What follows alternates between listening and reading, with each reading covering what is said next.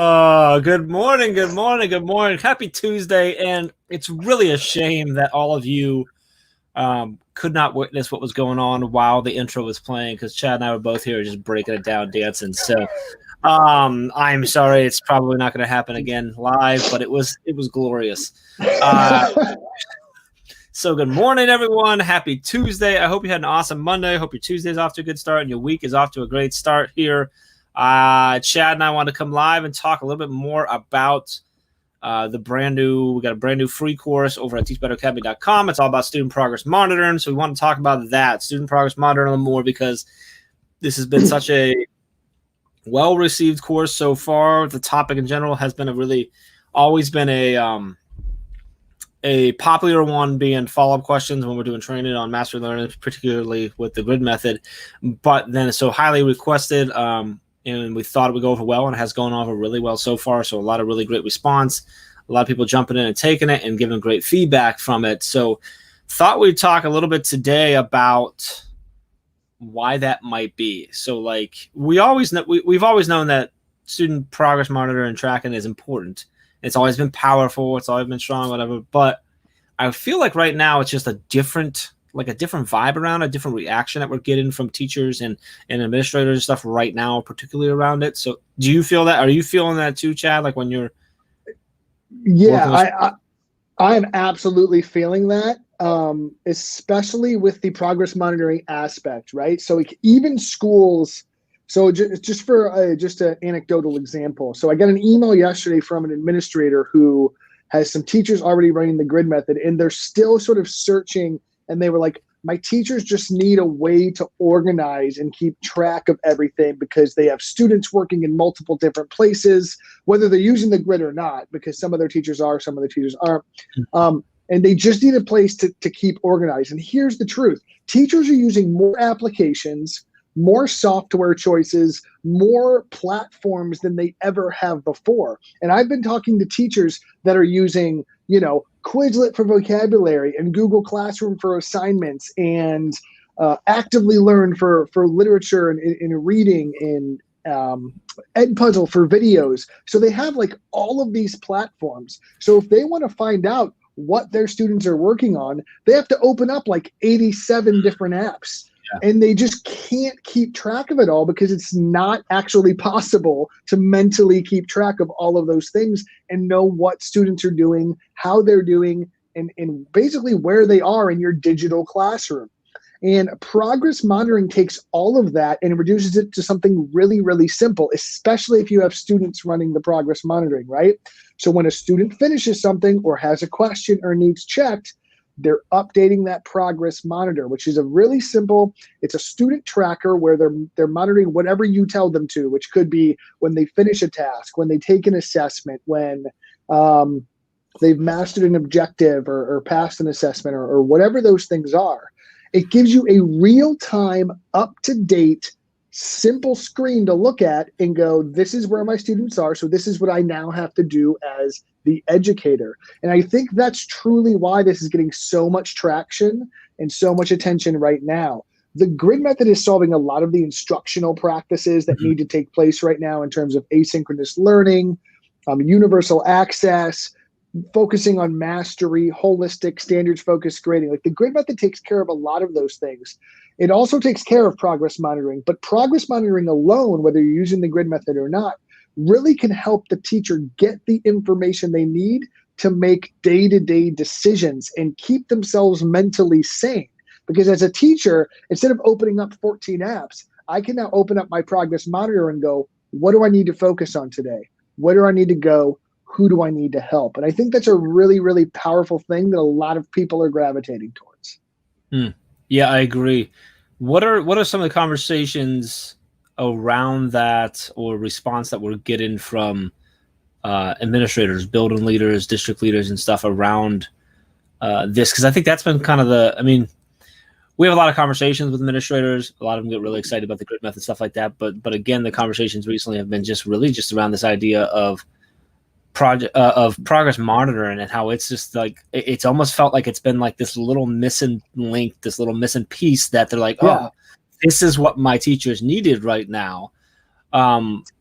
What are Yeah. those conversations going like? Absolutely. So, and we see this. So even when we'll do, a grid method introduction, I still have teachers that go, "Oh my gosh, you shared that progress monitoring template. That was amazing. I'm going to use that tomorrow." And I think one of the biggest things is administrators, educational leaders right now are not looking to completely overthrow the instruction happening in their classrooms because their teachers are going through enough. But progress monitoring is a really simple, easy to implement strategy that they can do tomorrow. And so I think it's a baby step in the right direction that supports any further steps that they want to take. So a lot of administrators are kind of seeing this as, well, maybe I can't get my teachers to completely shift, or maybe I can't upheave my entire instruction right now, but I can know where my students are a little bit more and keep myself organized with this new tool. And now that I've taken this course, I know how to use this tool properly. I know how to execute this tool. I know what to think about as I implement this tool to get the most out of it. And that's truly what this course does, right? The idea of you can make a Google sheet without this course. It's not really hard, but the question is, what do you put in it? What are you tracking? How are you tracking it? Are there drop-down menus? Are you controlling it? Is the student controlling it?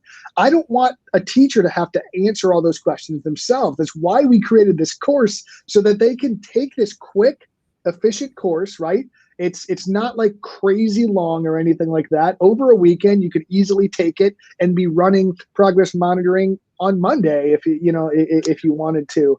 So this course really answers those questions: why you're progress monitoring, what you should progress monitor, how you should progress monitor, and what you should do with the data, and then gives you a bunch of tools so you don't have to recreate the wheel. So it's really just giving you everything you need, setting you up for success, and it's free, man. So why not, right?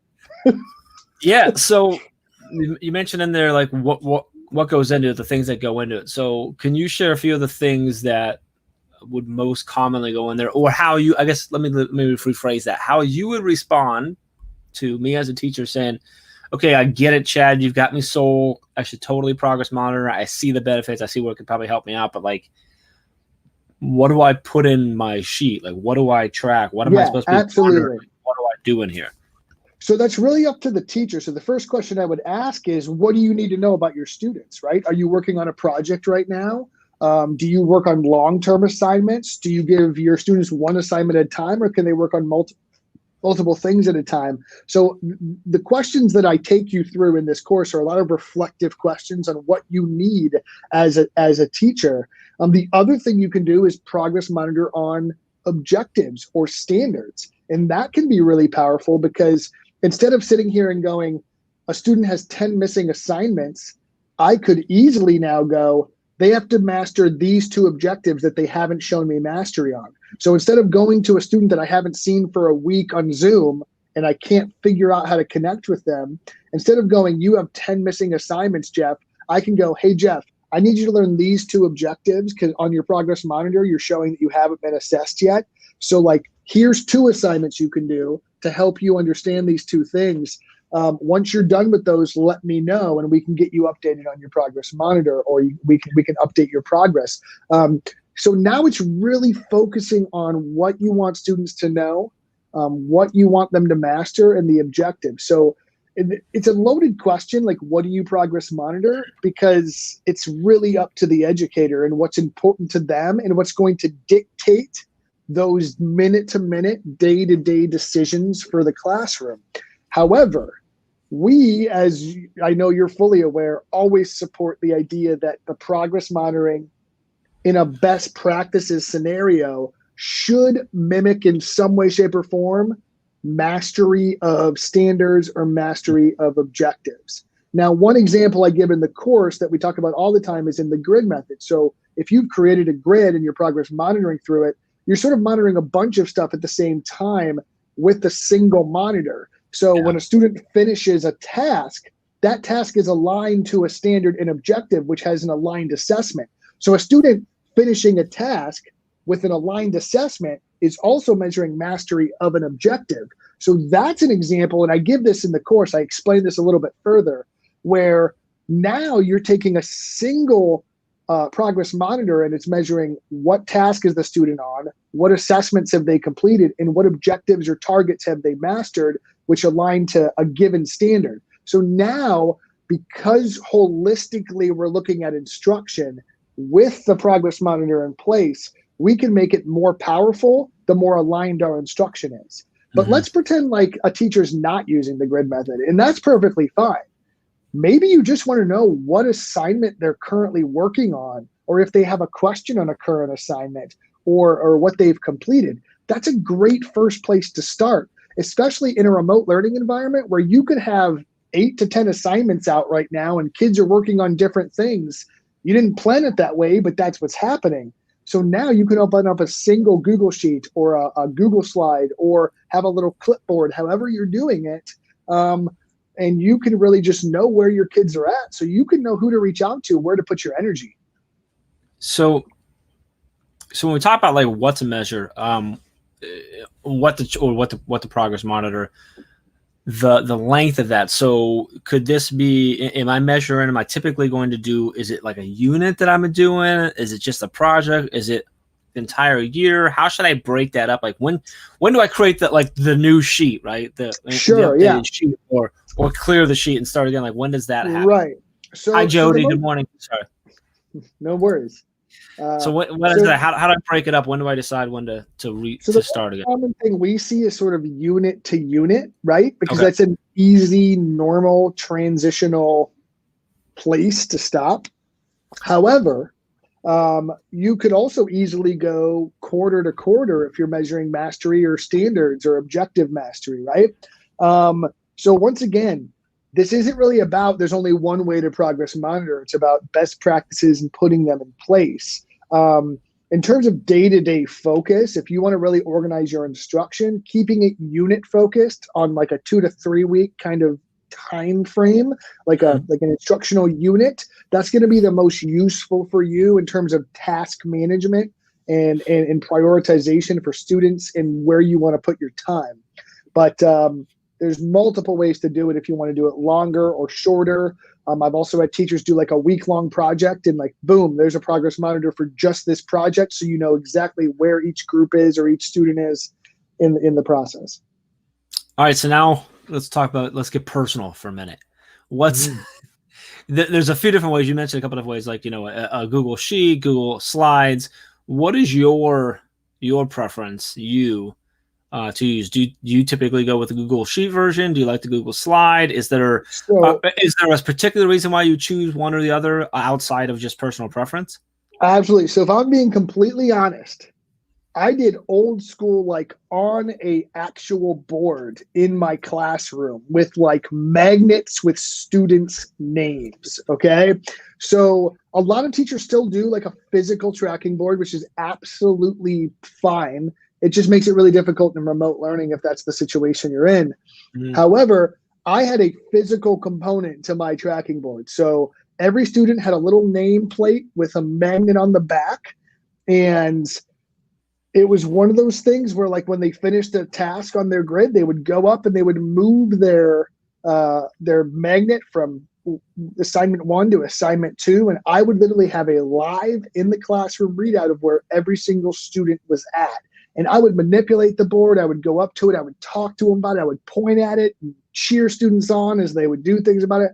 I loved like the physical board, and students loved physically interacting with it. So you can go no tech if you're in a classroom with students and have this perfectly be used, like really effective. And my students owned that board. They had to get permission to touch it and move and things like that. But like they loved moving those magnets and having that kinesthetic movement of like, I'm moving my magnet, I'm moving my name, I'm progressing. Absolutely. So that was how I did it. Now, that was like 6-7 years ago at this point. Okay. So like if I'm really thinking about it, if I was doing it today, if I was still in the classroom, I think I would use the Google Sheet progress monitor. So we've actually created a Google Sheet monitor, which is in the course, but I'm actually going to share it in the You can bring it up in the comments. Yeah. Well, comments, in okay. the Yep, that comments. works. Yep. It's bit.ly/grid tracker. And that is just a link. You can make a copy of it. Absolutely.